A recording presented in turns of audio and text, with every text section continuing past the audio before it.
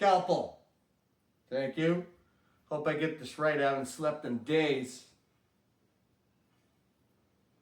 Oh no! Oh no!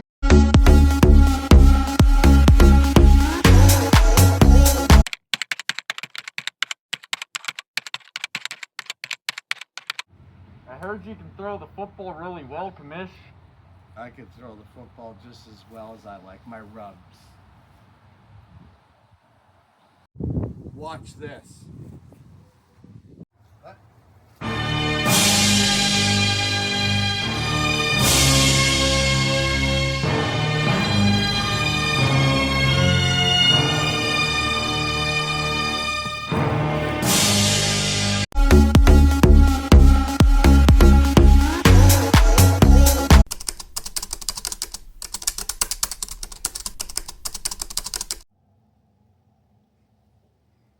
Objection, Your Honor. He's badgering the witness. Sustained. All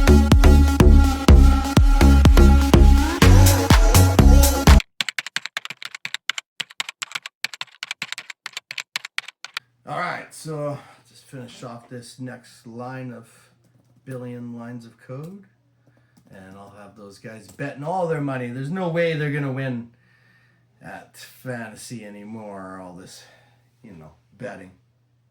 Anyways, I'm gonna call my bro. I gotta see what's happening.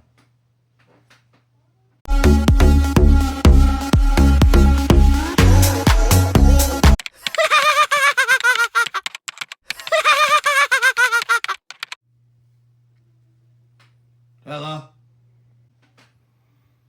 Hey bro, what's poppin'? Dak still making you wet dream? Baby, it's all good, bro. Oh, I got mustard on my favorite shirt. You know what, bro? I don't even know who to set up all this week in my lineup. Well, if you go this linebacker from Washington, they're paying a run-first offense, so that linebacker is guaranteed to get a bunch of volume, and that's how you will win this one. You're the best, man. How the hell do you know all this? You see any women around, bro? Good point, my brother. Good point. You know what? Thanks for all you did for this. There's no way I could ever win without you. I know this.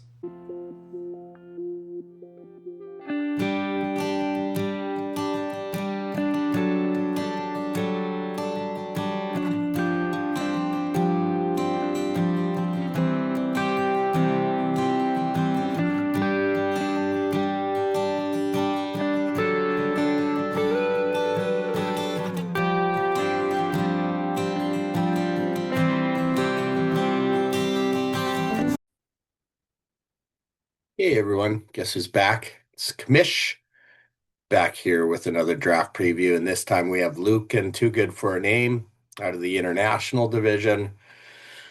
This is a guy that started in Tier 2. For those who don't know, Tier 2 actually it was a league I took over and made it Tier 2 because I was in the league under another Commish. He was quitting. And basically, I asked if I could take the league over, and Luke was part of the ownership group in that league. And we had a bit of a rivalry even back then. And I still consider us to always have a bit of a rivalry, Luke. It just makes things a little bit more interesting. But anyways, I think it's going to be an interesting preview as well. So let's just get into it here for you. Just going to share my screen. Get into your preview here. So here we are, Luke and Too Good for a Name. Clearly an Eagles fan, so clearly probably a happy football fan, considering last year the Eagles won the Super Bowl. All right, so looking at your keepers, this is where I applaud you. I honestly think you probably have the best keeper group in the entire league. First off, you have the best running back in fantasy, Bijan Robinson. Of course, it's debatable, but I do think he is the best running back in fantasy, especially since now, a couple of years under his belt, he's only going to get better. I think he's just going to improve, and that's great news for you. And then when we look at the wide receivers, you have two of the, I would say maybe top 3, maybe top 5 wide receivers in the league. You got Amon-Ra St. Brown in Detroit, high-powered offense there with Jared Goff. You got Justin Jefferson. I mean, Mr. Elite receiver in Minnesota. I mean, the only thing that I would say about maybe these two guys is the quarterback situations, right? Goff, JJ McCarthy. I've never been a huge fan of Jared Goff. I just think that he's maybe a good regular season quarterback, what is all you need for fantasy, I guess. I just don't see Jared Goff taking you far in the playoffs. And then Justin Jefferson, of course, with JJ McCarthy, that's a whole new relationship again. So if you think about Justin Jefferson's tenure in Minnesota, it was Kirk Cousins, Darnold, now you got JJ McCarthy. Guy hasn't had a decent quarterback and still puts up huge numbers. So imagine what he would do, somewhere on a legacy team or something, right? He would be unbelievable, but still a great keeper for you. And then you're going with the veteran Mike Evans here for Tampa Bay. I mean, Mike Evans just continues to produce. This guy is a Hall of Fame wide receiver. There's no doubt about it. I got a lot of respect for Mike Evans. I think he's one of the best. And then when we look at your tight ends, I mean, here's a guy that's considered top three as well, Trey McBride, Arizona, right? You got Bowers, you got McBride. I think those two lead the tight end hole now. The veterans like Kelsey and Kittle, who used to dominate that space, are just getting up there in years. And I just don't think you see those guys near the top anymore, right? So it's guys like Trey McBride. So when I look at your keepers, it might be interesting because obviously at the beginning of the preview you saw survival, you're a question mark, and we'll get into that in a moment.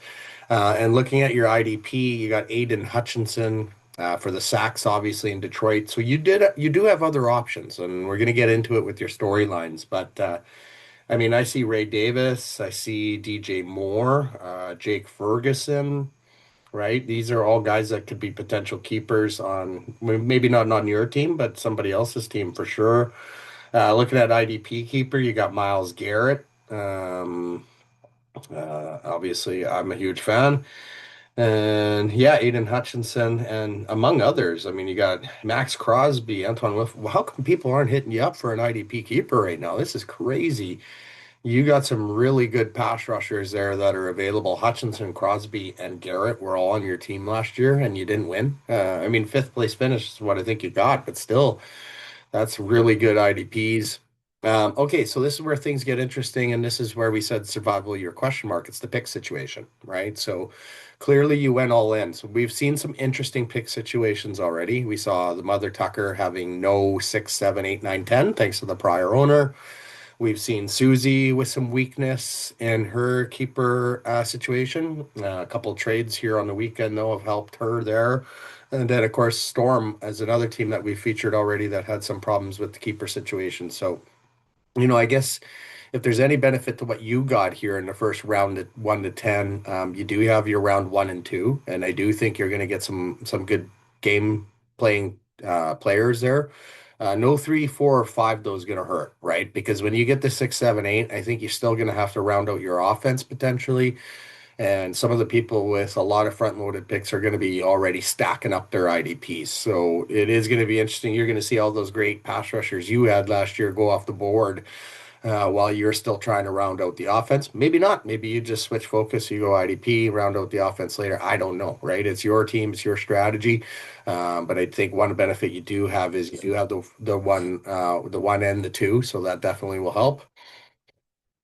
Looking at rounds 11 to 20 here for you. At 9 picks. So no 11, no 13. So again, not having those early picks on this set of 10 as well could potentially hurt you a little bit. You do have the 2 in round 17. Just going to take a sip of coffee here. Early morning preview for me anyways. I know it's afternoon for you there. So, I mean, you do have some picks here, but this is where the challenge is, right? So you own round 29. So yesterday I told Krista she owned round 21 because she had 4 picks in round 21. You own the last round of the draft, and that's not what you really want. You got pick 571, 576, 578, and you have the dubious honor of Mr. Irrelevant at 580. 580 picks is what we do, folks. Yeah, it's a deep draft. It's going to take some time. 90-second limit is what I'm giving everyone this year, too, because I had people complaining that the 60-second was too short, and I get it. Sometimes you need to be searching, right, for a player. I personally can make my pick usually in the first 10 seconds. Usually, I know sometimes I take longer, and I like having that clock for those situations. For you, I mean, you're just going to have to really do some deep sleeper dives here. Maybe this is where you actually are picking your defensive players. Like you could very well still be picking defensive starters in round 22, 23, which isn't necessarily a bad thing. I still think there's a number of really great DBs out there, especially rookies that could have roles. So I think you can still round out the defense and still have a pretty I'm not going to say a decent chance of winning or anything, but I think you can still have a decent team. Looking at your likely first pick, so this is where things get interesting, right? So you're one of the teams not keeping a quarterback. So I think you have to go quarterback in round one or two. You might wait till round two to get him. But I'm going to say your likely first pick is going to be QB or best available. When I look at the best three quarterbacks available, of course, according to sleeper rankings, I'm not saying that this is how I feel, but sleeper saying Baker, Goff, or Dak. And I think those are the elite three available at quarterback. The rest is you're getting into the lower tiers. So at least with those three players, I think they're going to be throwing the ball a lot, especially when you look at the wide receivers those teams have. So I think, in a survival year question mark for you, I think it would be important that you lock down one of those quarterbacks early. You might go best available in round one just because guys like Judy, Scatabo, Kincaid might not be there when you pick in round two. The quarterbacks might still be there, right? So sorry, I'm fighting off a bit of a cold. So yeah, I think for yourself, it's got to be round one or two on the quarterback. I kind of actually feel the same way about teams like Susie as well and other teams that don't have a quarterback. They're going to have to pick that quarterback early. Has to be part of the strategy to try to nail one of the big three. If you don't nail one of the big three, you're taking risk then, right? You're getting guys like Aaron Rodgers, Fields, guys that haven't really shown that they are going to be successful, in recent history, right? So that's just something you're going to have to think about. And then the storylines for you, of course, we've talked about it a lot, right? Survival year question mark. The survival year because of your pick situation. But again, I do think you do have the best set of keepers in the league, just because you have the top wide receiver, top tight end, and a top running back, right? So I think those are huge to have. The only thing you're missing is the top quarterback, right? If you got the top quarterback, you could be invincible moving forward in an ideal pick situation, right? And that leads me to draft capital. So we saw a bit of a trade frenzy here yesterday on the chat, and there was a few moves that were made, and I question, why haven't you moved DJ Moore? People have asked about IDPs. How come you're not moving those IDPs to try to get at least some draft capital back, even if it's in those middle rounds?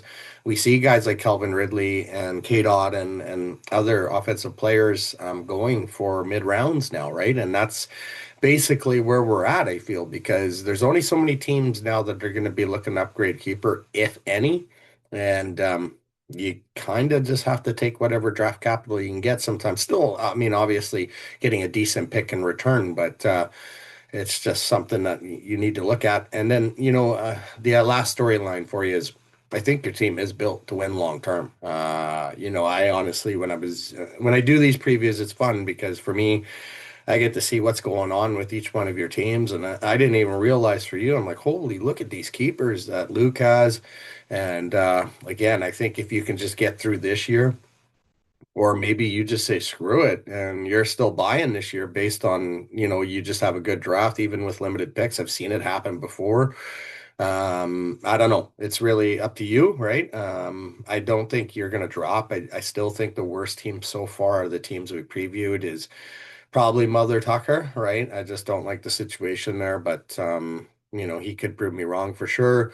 But I definitely feel that your team is built to win long term, and I would be afraid in that international division to play you in an ideal pick situation. This year might be a little bit different for you, obviously, just because, yeah, you obviously tried to do it last year, right? And fifth place finish is nothing to scoff at. I think obviously that's still a great finish. but clearly you probably would have wanted to do better. But I do think you are built to win long term, Luke. It's awesome to have you in the league. Um, yeah, you've just really just proven to me that you are a really great owner and a guy that I want to have around in this league for a long time. So let's keep the rivalry going, my friend, and good luck this year.